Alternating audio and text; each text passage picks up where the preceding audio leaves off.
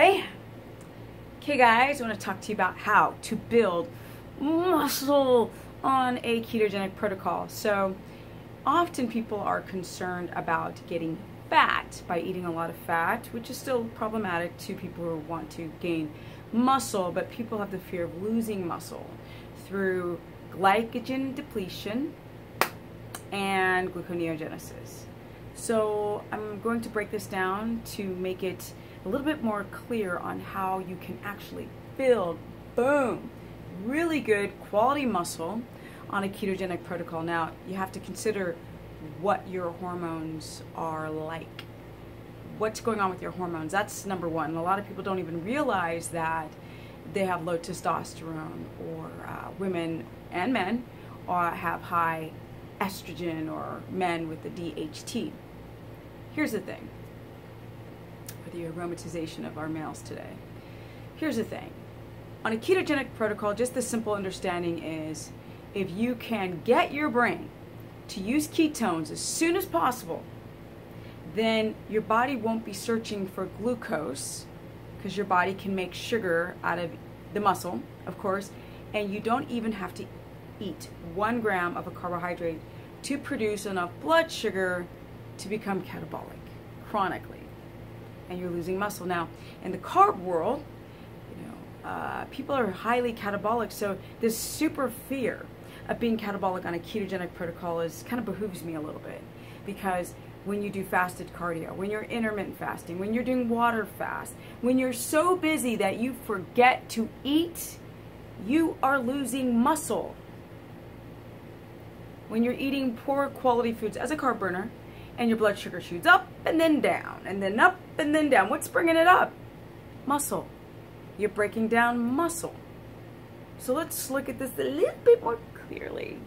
Okay, so if you go to the gym this as a carb burner and you fasted all night, you go up to an early morning workout and you're going fasting, where's your brain going to get its energy from? The fat? No. No. Because your body has to be very efficient at turning fat back into glucose so the brain can run on glucose. This type of step of a gluconeogenesis, it's very difficult. So unless you are Michael Phelps, I would suggest you pay attention to what ketogenesis, or being ketotic, can do for the body in the sense of muscle preservation or cell preservation. So you go to the gym, you're on an empty stomach, the brain's like, I'm sorry, are you going to feed me? Because you're moving around a lot and there's nothing in the gas tank. And we think, oh no, look, I've got all this fat, like burn that. And the brain's like, I don't know how to convert that into ketones, number one. And I really don't know how to convert it into glucose, number two. So, I'm just going to go and take your muscle and convert it into sugar within minutes. And so people notice their blood sugar start to get real high post-workout. Where's your body getting that blood sugar from? That's why I keep telling all these bodybuilders and everyone to go get a glucometer, a dual glucometer, can I speak? And test your blood sugar post-workout by 30 minutes after the sweat has dried and the heart rate is back down to a rested heart rate. I mean, it's pretty simple, right? To get an understanding if you are catabolic. So, people keep thinking they're accessing fat cells. Well, if that were so true, why do people who do cardio every day just never lose weight? Well, fat weight, of course. Why are they not ripped and built? Because they're catabolic. Because of the body breaking down protein to convert back into sugar to feed the brain. Because your body does not care about being aesthetic. No. Your body cares about surviving. It doesn't understand that we live in the modern time, so people become more catabolic than they are anabolic. Their sleep sucks, so they don't sleep well. So how can you be anabolic at night if you're not sleeping in deep REM state cycles? And then the blood sugar shooting up and down because they're eating like a lot of carbs.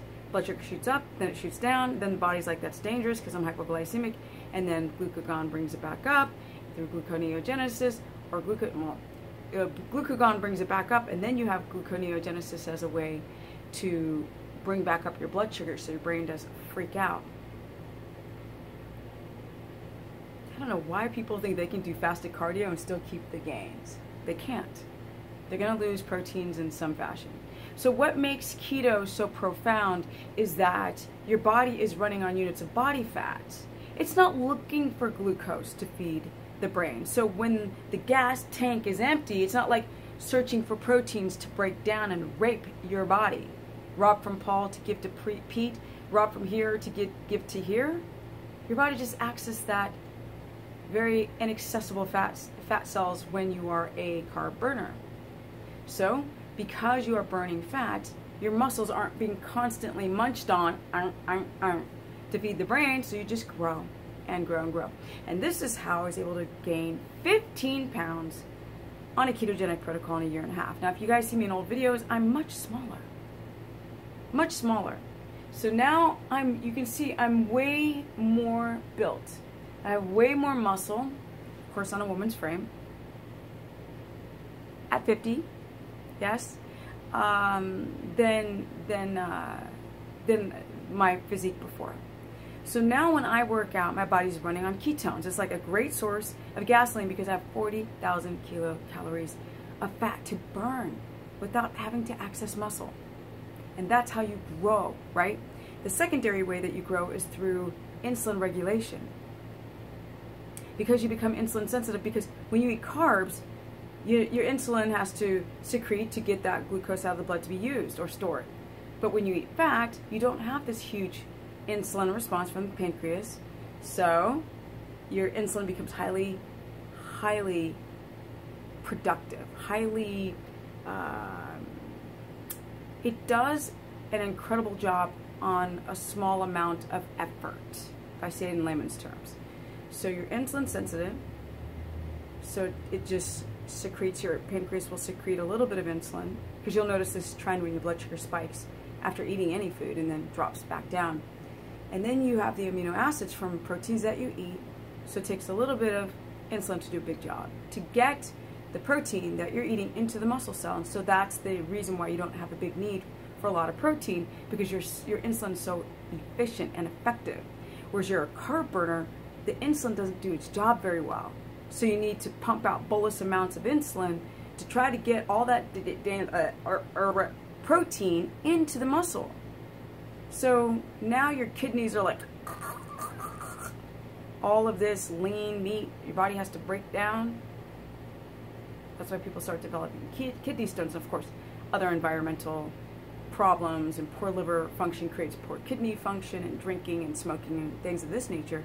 But really just eating a lot of tuna and chicken breast can and has a propensity to create stones. Okay guys, if you want to learn more, you can go to stephanieperson.com. As you know, I'm writing the ultimate keto book. I'm going to dispel all of this garbage. Sorry, with no disrespect, but if you don't research it yourself, and you're just using studies from other people, and you're not making it applicable to all demographics, you're subjective in the data that you put out. You must work with all kinds of people and keep records. So I'm going to put some information out there, and it's that in-between information you guys are not getting. From my experience of working with almost 3,000 people, stephanieperson.com. I also have a keto course page through my website on Facebook, but you register through the site, not directly. And you can go check me out on Instagram, which is Stephanie KETOGENIC. My Facebook page, clearly all free information, is Stephanie the Business with quotations person. And I'm out, because I'm about to do a live broadcast. So be looking out. People who want to watch me go live, don't forget to hit the subscribe button so you can get the notification that I'm going live. I hope I don't do this when I do a live video. And I'm out. Peace.